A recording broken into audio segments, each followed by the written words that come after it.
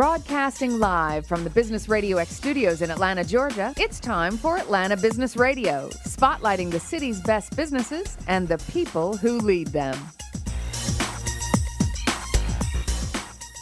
Hello and welcome to another exciting and informative edition of Atlanta Business Radio. This is a special episode, our digital marketing series that we do time to time here in our beautiful Sandy Springs studios. This is the flagship studio for the Business Radio X network. We have a few studios around the Atlanta area and also around the Southeast. We're growing in 2017. We're coming to your market. We're currently testing out a couple of markets, Seattle, Tallahassee, and Savannah. So if you are listening to this program and you would like to do an interview in your town, let us know at businessradiox.com. Pitch us your story, and we'll be happy to talk to you. All right, I am Ryan Redhawk, and alongside me on this digital marketing special episode is Thomas Harpointner. How are you, sir? Well, good morning, Ryan. Happy New Year. Happy New Year to you. Well, thank you very much. 2017, here we are. Off to a good start. So far, so good. Yeah, the 10th day of January. That's right. And we've done this episode, I think, 5 times. It's our 5th episode together. It is. And we're still doing it. Yeah, I know. We must be doing something right. Yeah, and we're trending in the right direction. Digital marketing is currently trending. Tell us what's trending with you and AIS Media. Well, we are off to an exciting 2017. And, digital is on it's on the forefront for most companies right now. This is when companies are planning their budgets. They're looking at 2017 in terms of where to focus their energies. And, there are a couple of big things right now that really do matter. Number one is mobile. Mobile is surpassing desktop by far. Google has already deranked websites that are not mobile optimized. They've done that. They started doing it 2 years ago. That's definitely trending in that direction. So if you're not on mobile now, you need to be migrating that way. Very soon, you'll be left in the dark if you're not. That's right. And not just being on mobile, not just optimizing your user experience for mobile, but optimizing for mobile search. Okay. And, we've seen some funny videos online for, Alexa, some of those... Alexa doesn't quite understand searches. Yeah, don't let your kids be alone with Alexa. But really optimizing for those devices, optimizing for voice, optimizing for location. Yeah. The second thing is social media. Social media in 2017 is really going to start contributing to sales and conversions more than it has in the past. Both Google, Facebook, they're going to be updating their algorithms. They're going to make social media smarter. They're going to make the search engine, more intelligent in terms of actually getting you to, where you want to go, helping you find what you're looking for. So that's a big trend. And, the third is the algorithm. The Google algorithm this year, now they make hundreds of small changes every year, but this year it's going to be big. So optimizing websites around content, about video, around audio, like this show, for instance, and also really high quality photos, integrating Instagram, integrating high quality visuals into a website into presentations is going to be a big key. So around content, optimizing around that content. Yeah. So those are the 3 big things that we're focused on in fourth quarter for many of our clients. And it seems like that third one, the change in the Google algorithm is the mysterious one of it all, right? We don't know when it's going to happen, what it's going to be like, and we're all going to have to change when it does occur. So what can you do to prepare in the now to be ready for that? Well, Google makes hundreds of small changes every year, and there are a few big ones that really can affect site rankings. And when that happens, usually Google does give you hints. It doesn't just happen overnight. So we stay on 30 days ahead of time, a month, 3 months. They start trickling out, the hints over a couple of months, and kind of let people know what's coming down the chute. And our team luckily stays on top of that. We recently had an article published in American Express Business Open, which discusses some of those tips in terms of what to do, what you need to be on the lookout for. So we stay on top of those sort of things. But when it does happen, the exciting thing around the algorithm updates, and it's not just Google, but also Bing and Facebook, is it provides you as a business a big opportunity to get ahead of the competition. To get leverage the new platform, the new style, because everybody's equal. Once they do this new algorithm, if you're ahead of the curve and you're staying up to date, you should be able to rank as, just right up there as some of those who've been working at it hard for many years. Yeah, there are a lot of companies that try to game the system, and, the goal is to de-rank those guys, to boot them.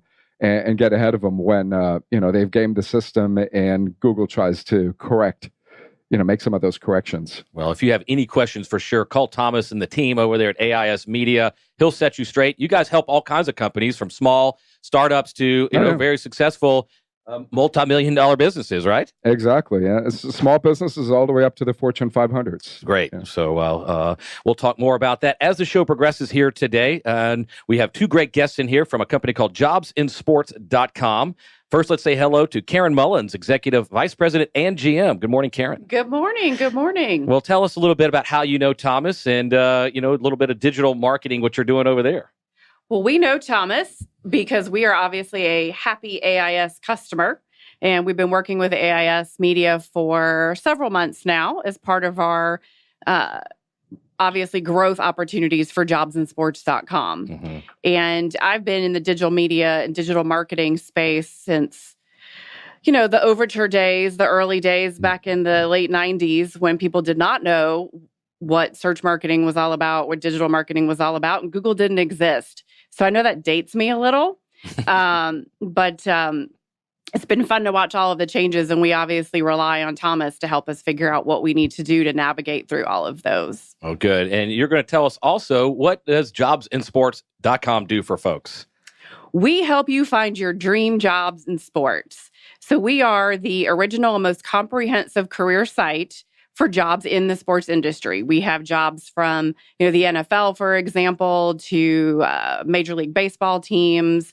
We also have jobs at companies like Nike, Under Armour. So anything that you can think of that would be in the sports and entertainment arena, we can help you with, and we have on our site available to you. That's a great a place to be. It's exciting working in sports industry, whether it's for a small, AAA baseball team or NFL team. You can find a job. Absolutely. We have all of those and more. That's great. And also along with us here today from jobsinsports.com is Michele Dambach. She's manager of digital marketing. Good morning, Michele. Good morning. Nice to be here. Well, thank you for joining us. And how long have you been with the company? I've been with the company now, just celebrated my 3-year anniversary. So I've been with jobsinsports.com in our parent company for a little over 3 years. I've been in the digital marketing space myself for about 10 years, however. Okay. With special emphasis in paid search engine optimization, and social media. So that's great. Yeah. And so jobsinsports.com is helping people find jobs in sports, whether they've had a job in sports before, maybe they were a mascot at an NBA team and they're looking to switch cities and go be a mascot elsewhere. Or maybe you're just fresh out of college and you've got an athletic background and you would like to find a job. So what's the best way for people to kind of get involved and get their resume uploaded there? Sure. Well, the best thing is really to start off with internships. So we have a lot of internships as well on the site. So that's a great entry-level way to get familiar with the site and also to build up your network. So the easiest thing for you to do is become a member of jobsinsports.com and then start to search for those opportunities already when you're in college. I see. And that really helps you sort of get your foot in the door. And there are positions on there that are as varied as, video editing or announcing and sports writing. So the opportunities are really varied. And then once you start to build that network and upload your resume, then you can start to seek that entry-level position or even a senior-level position if you choose to do so. Are there any announcing jobs available? There are. I think I could do that. Goodness. You might be just now the one. batting, number 3. That would be exciting for sure. And working for the Braves would be a dream, I bet. Absolutely. Or any sports team for sure. So you can easily find out with an internship. So look for that job early. But then how do you get the word out to these students or these potential job seekers that you're available to them? Well, we do that in a lot of ways. Obviously, digital marketing is the strongest way. Our audience is largely 24 to 34-year-old males. And what we found in the last couple of years is they're all mobile all the time. So as Tom was saying earlier, we're really focused on that mobile marketing, mobile experience. We obviously do search marketing, paid search, those types of advertising opportunities. But we also have a lot of fun, and we like to do sponsorships of team events, college career fairs, just ways that we can actually reach out to the students maybe earlier on in their desire for a career in this space and really help them understand how to best move forward. So wide variety of activities, but being in the sports industry is a lot of fun, and we get to do a lot of different marketing activities that help us get the word out. But digital marketing, as you mentioned right a minute ago, is at the heart of what you do and how you get the word out. Absolutely. And you couldn't reach as many people as possible without a great strategy there. Did you always use that platform? When did you first realize you need to engage a professional outfit like Thomas and AIS Media to help you with this strategy? I think just based off my career, and Michele may have a different opinion or may have done some things differently, but I've always tried to partner with someone like AIS Media. You can't do it alone. Because we have a business to run. We can't necessarily stay up on all the Google changes. We can't necessarily understand what all those impacts are going to be. Don't necessarily know everything about how to use Snapchat, for example. We need a partner that can really help us with those activities and keep us up to date. There's just not enough hours in the day to do that yourself. So if you're a company out there and you're struggling with keeping your website relevant on the Google searches or reaching your audience, maybe it is time to reach out to some professional help on the digital marketing space. From your perspective, Michele, what are some things you guys are doing and working with and working on to help separate yourself from the noise out there? Sure. I think a couple of things that we're exploring is getting into video. So doing things like Facebook Live and going to events and trying to bring people into that experience. We're also doing a lot on social media. So Thomas and his team are really putting together a comprehensive strategy outside of just Facebook. So we are doing some things on Reddit and Instagram, and maybe we'll enter into some things on Snapchat here in the foreseeable future. So I think video is going to be strong for us, as well as what Karyn and Thomas have both touched on is mobile. And it's making sure that we can be accessible to our target audience at all times, whether that be through mobile messaging, text messaging, exploring some of the other things that we haven't done before to make sure that we stay top of mind. Mobile video. I mean, it's, you can't get it off your Facebook now. Every time there's an alert, I'm like, oh, somebody liked my photo. No, it's a live video now. Right. Correct. They're kind of putting it out there in front of you. Thomas, from your perspective, how is that impacting the way we are consuming things mobilely? Yeah, it's a really good point because you want to be everywhere, right, where your prospective clients and users are.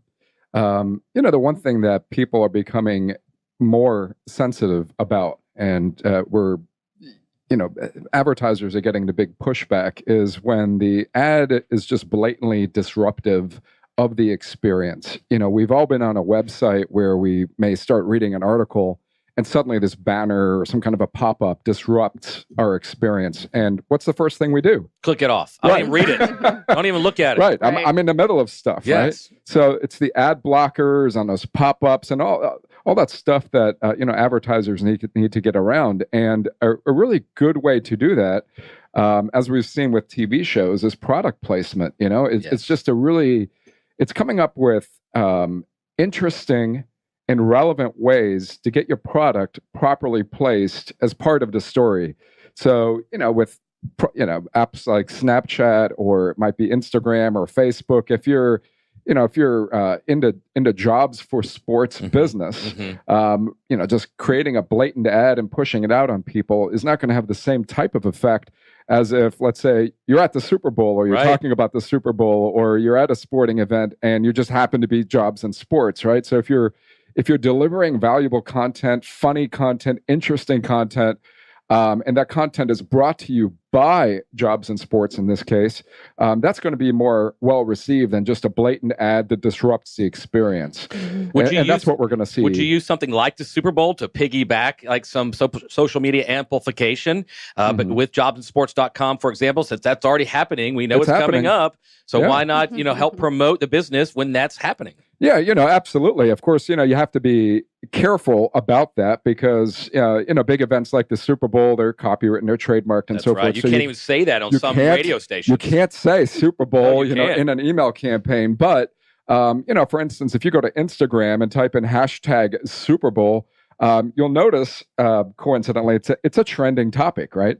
So if you're creating content and you're posting it on Instagram and you're also using the hashtag Super Bowl or the Big Bowl or the Big Game. Big Game, Big Game. I like the one. Well, hashtags aren't trademarked. No, it's not like a domain name that somebody can monopolize. So if you're uploading really an interesting video or an interesting picture, interesting content, and you can piggyback on the hashtag Super Bowl, and that's perfectly okay. to help get your content in front of that type of audience. Mm-hmm. Yeah, that's great. And we're speaking with Thomas Harpointner from AIS Media and Karyn and Michele from jobsandsports.com. Outside of being on an episode of Ballers with Dwayne "The Rock" Johnson, that you guys could really do some good product placement on that show with the NFL coming up. Are there things you're getting? Are you really strategizing on the Super Bowl now, or are you already looking to the summer and beyond with some of your social media strategies? Well, obviously, we have to follow the seasonality of the sports industry that we're in. So the Super Bowl's up and coming, but we need to be focusing on the World Series. That's right. The Masters. The whole year. The Masters, exactly. Yes. And all the things that are more forthcoming. We're excited about the Super Bowl. We want to say, rise up, go Falcons. Yes. But we're definitely working on some more future activities in the sports arena. What are some of the biggest challenges from your perspective as executive vice president, general manager, overall with the business of trying to grow the business? Well, I think a lot of it is really making sure that we can provide the best solution for our job seekers. The days of going to a website where you search and you just kind of wait and see what happens are just not as prevalent. Our job seekers expect us to meet them where they are and to really offer them a solution that helps them know immediately when something they're looking for is available. To get into the sports industry is very, very competitive. So there's a lot of people competing for the same exact jobs, and we really need to make sure that our customers are aware of what's available, when it's available, within their realm of interest. Do you think some of the young professionals are aware of how difficult of an industry it is to break into at the beginning, or they just feel like, hey, I'll just apply for this job and get it? I think a lot of them think it's going to be easier than it really is.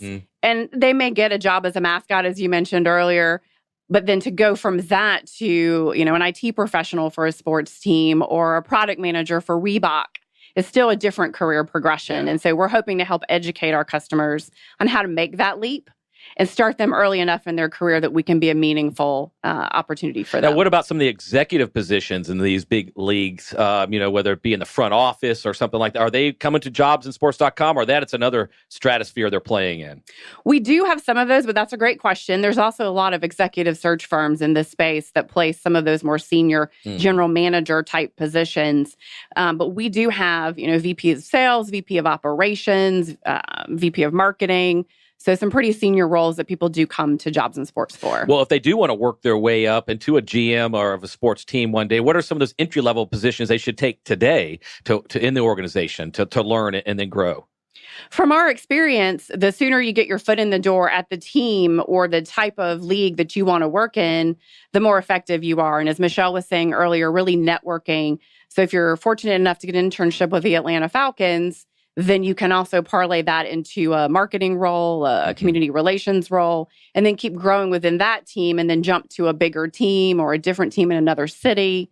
You do have to be willing to move around a lot if you want to work in the sports that's great industry. advice. Get your foot in the door. Just accept a job at any position, whether if you're a digital marketing, master's degree, still go take that job at the, cleaning socks in the locker room, because it may get you, to where you want to be eventually. So that's great advice for sure. It's just get your foot in the door in either that league or team you want to be involved with and grow from there. And then network and to find different positions that you like, for sure. So as digital marketing is always going to be affecting us on a daily basis, we're all I'm personally on 4 or 5 different social media platforms, and the network here, Business Radio X, and our show, Atlanta Business Radio. We're always promoting on social media.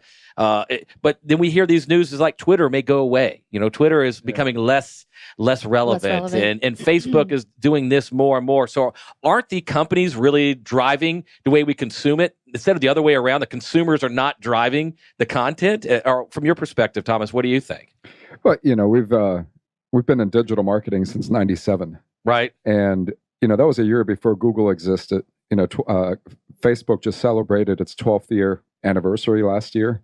So a lot has changed. But one thing that has never changed is, as a marketer, you always try to fish where the fish are. And you don't just go where the fish are, but you're trying to figure out which fish there are. Right? Yeah, red ones, blue ones, green ones. What type of fish you want to catch? Yeah, exactly. So, a question always comes up, should we be on say Pinterest? Should we be on Snapchat? Where does does it make sense to have a strategy for Twitter? So understanding the audience demographic is key. If you're trying to connect with younger folks, take my little 11-year-old nieces, okay? A good way to reach them is on Snapchat. Is that right? Because they won't answer their phone, I guarantee you. Right. They'll rush me right off the phone, but they'll be on, they'll message me on Snapchat all day. When it comes to a platform like Twitter, well, it's turned out it's a great way to keep up with the current news and what's trending right this second. It's not a good place to go and figure out what happened a month ago, or to find stuff like you would on Google. Instagram has its place. Snapchat has its place. If you're trying to connect with women, a lot of moms. Pinterest, fantastic. I'm on Pinterest all the time. I'm a DIY guy at home. There you go. You're that one guy. Yeah, you're that guy. You're the one guy. all the moms and Ryan. No, I made a birdhouse over the of some scrap wood I had. And I went on Pinterest to find some info there. So, but yes, there are all types of platforms to be on. And if you're looking for a particular demographic or particular audience to consume your content, you've got to go where they are. Yeah, it's getting the right content to the right audience in the right format. YouTube is the world's second most popular, largest search engine. Yes. People don't think of YouTube as a search engine, but it is. Right. It is very true. And it's owned by Google. So if you have great videos, you obviously want to put them on YouTube, and they'll get indexed by Google. So it's a good way to get into the back door of Google to have great video content. Snapchat videos don't work the same way, right? You get a little video clip, you can push it out to an audience. But unless you have a lot of followers on Snapchat, it doesn't make sense to create a deep Snapchat strategy, for instance. But if you have a great video, you can publish it to YouTube and promote it from there. Because it actually lives there, over the long term. So, it's knowing who your audience is and, what channel they're most likely to use. If your audience is, if they're young, if college kids, they're going to be on their mobile phones. I mean, that's a given because they are on the go. Right. So creating content that works well on mobile, if it's video, great, but it better be shorter. You can't try to push a 30-minute video down their throat, while they're walking between classes. Right. I still think, though, the companies are putting it towards us how they want us to consume it. We are not having a say in how we want our Facebook to look. They change it all the time. Yeah. We're not having a say how we want our Twitter strategy to be. We have to conform to their, and I don't know if they're doing it to keep, their back end a little more clean, or if they're trying to get more analytics on us or more information on us. So they reconfigure everything. So we're always having to adjust to all the social media platforms. And I think some people have scar tissue from MySpace. I spent years cultivating my page. I spent years trying to get the best page, and then they took it away. And so I have no MySpace anymore. It's so sad. But we're on SoundCloud here, right? So we do audio. So we have a SoundCloud, a professional SoundCloud account. I'm a huge consumer of podcasts. So if I'm not listening to content that we've created here or other studios, I'm out there listening to other audio. I don't do a lot of video, to be honest with you. I do a lot of audio because I can do certain things like build the birdhouse or walk the dog, but I can't really do that watching a video for sure. So we wrestle with that here at Business Radio. Should we do more video in our studios? But this is a radio show. So should we do more, audio? Yeah. So that's kind of where we go back and forth. Right. Our Gwinnett studio does video all the time. They do stream their shows as well as record their shows via video, and they're doing wonderful with it. But is it for everybody? We don't know. So, but all good information for sure about how you like to consume your media. I'm sure as a shopper, this past Christmas season, what people are doing, and people may be looking for jobs very similar to how they shop for shoes online. They want it quick. They know what they like. They don't like. I want this and this and this, and filter my search according to this way. And so I guess customizing your search for jobsinsports.com is probably a good way to kind of attack that as well. Right. Just when you want to know that your favorite pair of shoes is on sale at Nordstrom, you want to know when the job you're looking for is available on Jobs and Sports. So very similar analogy, Ryan. Yes. And so make sure you're plugged in, getting the emails, getting the alerts. Are you guys on all social media platforms as well? We're on most of them. Yes, correct. We are. And I think one of the main things is to set up a job alert. So you can do that at jobsinsports.com at any time. And you go in, you establish the criteria, what jobs you're looking for, and then you set up the frequency of when you want to be alerted when jobs meeting those criteria become available. So again, that's taking the experience and putting it with you in your pocket. So wherever you are, we're communicating with you on how you want to be communicated with. And I think that that's critical. Are you guys looking for more employees at jobsinsports.com as well? There's always a possibility. Yeah. We are a growing team, and Where are y'all located? we are located just up 400 in Alpharetta, Nice. so right off of Haynesbridge and 400, very convenient location. And obviously, as the business continues to grow and change and evolve in 2017, there certainly is an opportunity to expand our team. Well, let's get your perspective on Atlanta and how we're doing here as a business community. Karyn, are you from the Atlanta area? Not originally, no, but I've been here for many, many years and have had the honor and blessing to be a part of some very successful technology companies here in Atlanta. I think Atlanta is a great proving ground for technology businesses, and we have such a great infrastructure in place. Mm-hmm. Michele and I have the unique position of being a technology company that is owned by a healthcare company. Okay. So That's unique. That is It unique. is. It's very unique. So we work for Jackson Healthcare. All right. Another Alpharetta landmark. Absolutely. Yes, And yes. We're just a little bit of an outlier in their business model, but we're very blessed to be a part of that organization. And I think Atlanta has just such an amazing ability to foster new companies, to grow new businesses, and to allow some of the larger ones like Jackson Healthcare, the parent, to really grow and prosper in this community. Now, we've featured Jackson Healthcare on the program before, and they talk about the culture over there all the time. Yes. How it's such a wonderful place to work. People are constantly knocking on the door, saying, I want to come work for you. Yes. And I bet that filters down into jobsandsports.com as well. Absolutely. Yeah. Yes. We have a great culture, and I would say it's kind of unique in the Atlanta area. And so we get a lot of people that say, hey, we want to come and work for you. What do you have? And there are a number of different entities under the corporate umbrella of Jackson Healthcare. So definitely a place Something to for go everyone. check out. Exactly. That's exactly. great. Yeah, for sure. And in Atlanta and Alpharetta, the technology is going on in Alpharetta area, and then the Atlanta tech scene is booming as well. So Yes. almost creating this corridor of technology from Atlanta up 400 all the way to Alpharetta and Buckhead's in between. Right. Maybe one day it can be like the technology alley or whatever that we have going on Absolutely. here Right, for sure. right. So. And the great colleges and universities that we have in Atlanta. I mean, we're Yes. fortunate to have Emory, Georgia Tech, Right. Georgia State. Kennesaw State. Absolutely, Yes. which is growing. They're yes. going So, great. I mean, we're Yes. very fortunate in the Atlanta area to have both the technology as well as the educational aspects. Michele, are you Yeah. from Atlanta originally? I'm not. I'm originally from Florida, but I've Okay. been here too many years to mention as well. But loved Atlanta for its Yeah. vibrancy, its international life, and just all the things that the city can afford, from cultural events to dining to you name it. And obviously, I've been fortunate to have my career be here in the Atlanta area, for a number of years, and always want to stay. That's a great place. And for our listeners who are outside the Atlanta area, we speak of Atlanta as a whole, but it really is a bunch of little communities all connected together to form one major metro Atlanta area. So you could say, hey, I'm from Atlanta, and you live in Stone Mountain, or I'm Right. in Alpharetta, and it doesn't matter, but we all love Atlanta. I'm born and raised here, third generation Atlantan as well. My dad grew up in Decatur. My grandfather grew up in Decatur, and I now live in Alpharetta. So it's a great place to be. So for our listeners, again, outside the Atlanta area, if they're interested in knowing more, some great opportunities here for businesses and families to grow in the Atlanta area. And Thomas, for you guys are located right there in Buckhead, right? Yeah, we're right in the business district in Buckhead. That's right. And you guys have been there how long? Well, this is our 5th location since we started in '97. So you guys are just growing. Yeah, That's great.